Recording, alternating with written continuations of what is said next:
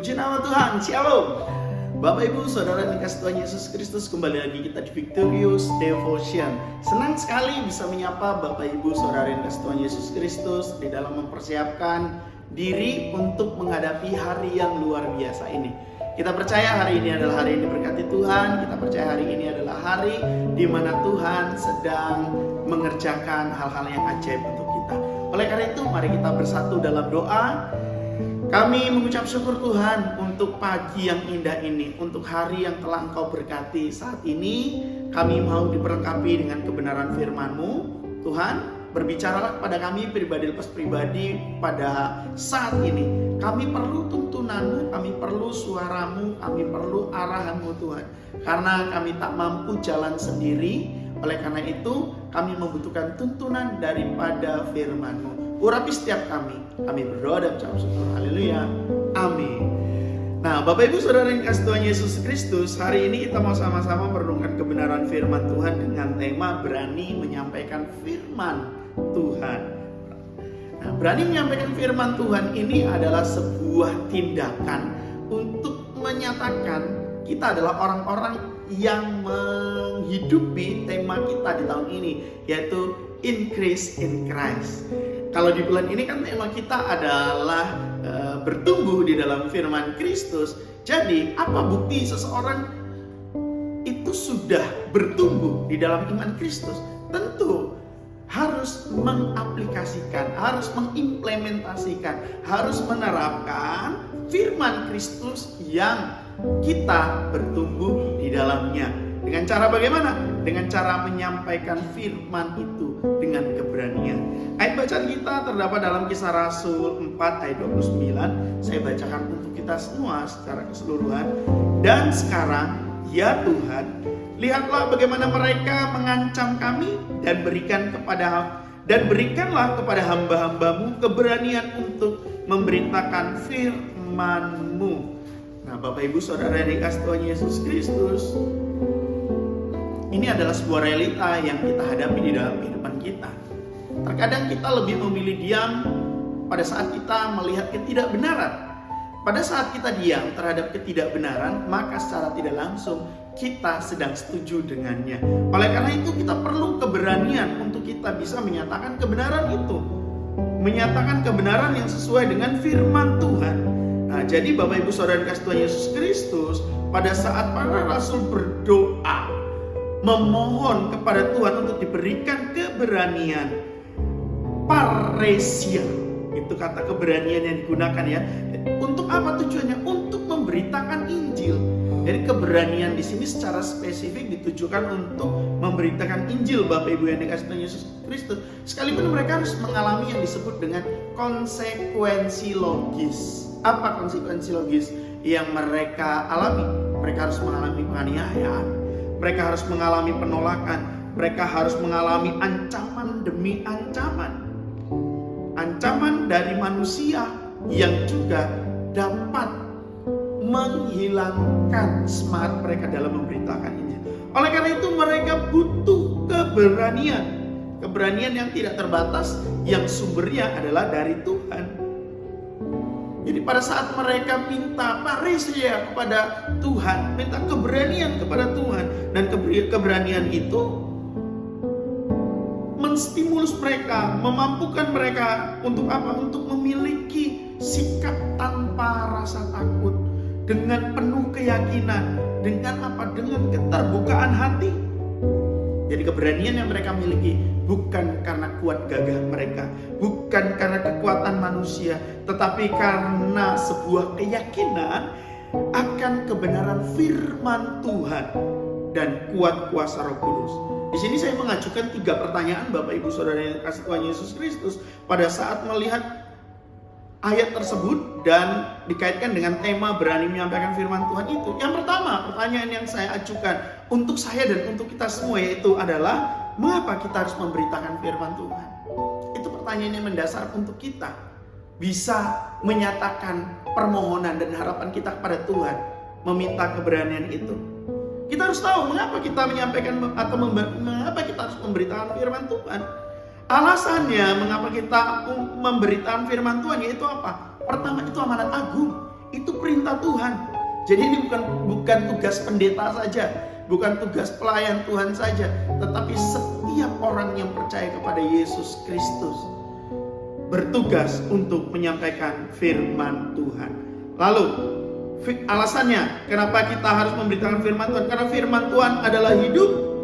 Firman Tuhan membawa seseorang kepada kehidupan yang kekal.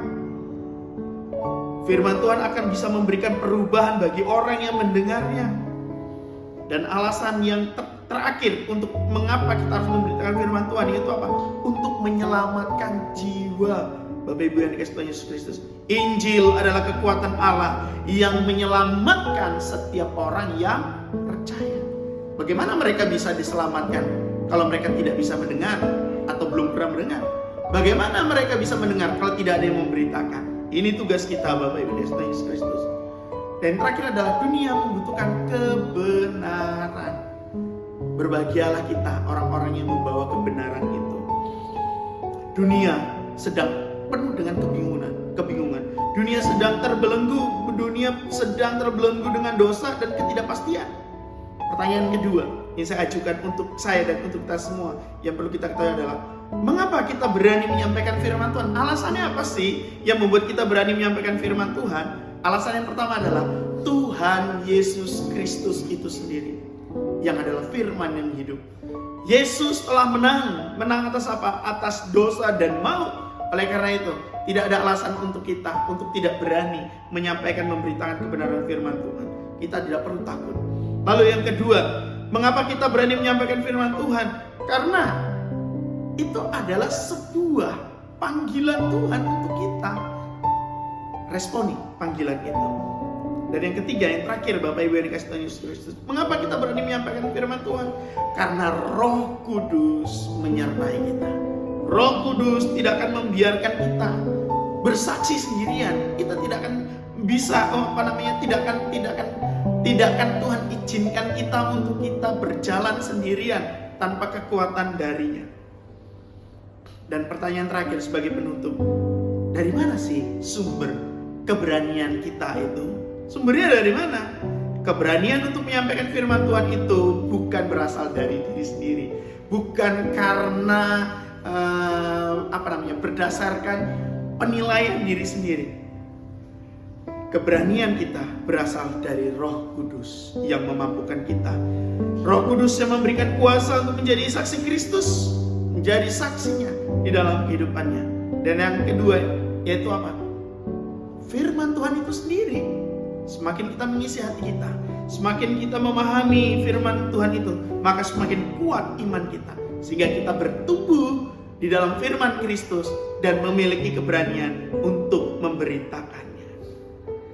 Bapak Ibu Saudara dikasihi Tuhan Yesus Kristus, kita tidak akan bisa menyampaikan, memberitakan firman Tuhan tanpa kita juga terlebih dahulu mengalami firman Tuhan itu.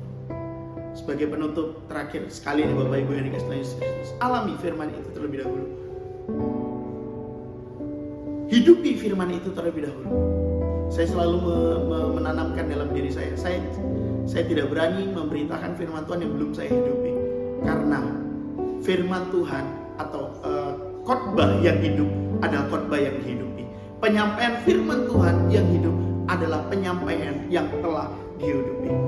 Biarlah kita menjadi pelaku firman Tuhan terlebih dahulu dengan tuntunan dan kuat Roh Kudus, maka kita berani menyampaikannya, maka kita akan terus berani memberitakannya. Selamat menjadi pembawa kebenaran firman Tuhan dimanapun Bapak Ibu Saudara yang dikasihi Tuhan Yesus berada, tempat kerja, sekolah, keluarga, lingkungan masyarakat, dan dimanapun juga. Tuhan Yesus memberkati. Mari kita berdoa. Bapa yang baik dalam surga, kami memohon kuat kuasa daripada Roh Kudus untuk kami bisa mampu menyampaikan, memberitakan kebenaran firman-Mu, sehingga pada saat kami menjalani kehidupan ini, bukan hanya sekedar kami mengerti kebenaran firman-Mu, bukan hanya sekedar kami menghidupi untuk kami sendiri, tetapi orang lain juga menikmatinya. Mampukan kami, tuntun kami.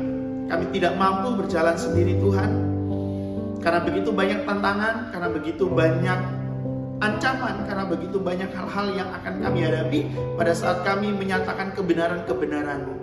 Biarlah kami menghidupi kebenaran itu, dan kebenaran itu memunculkan sinarnya. Dan setiap orang yang melihat sinar kebenaran firman-Mu itu dapat juga keluar dari kegelapan mereka. Dunia ini perlu kebenaran firman-Mu, dan kebenaran firman-Mu memerlukan kami Tuhan untuk kami bisa menjadi alat penjembatan sebagai penyalur kebenaran firman-Mu. Terima kasih Tuhan, biarlah kebenaran-Mu tersampaikan kepada seluruh manusia sampai ke ujung bumi. Kami berdoa dan ucap syukur. Haleluya. Amin.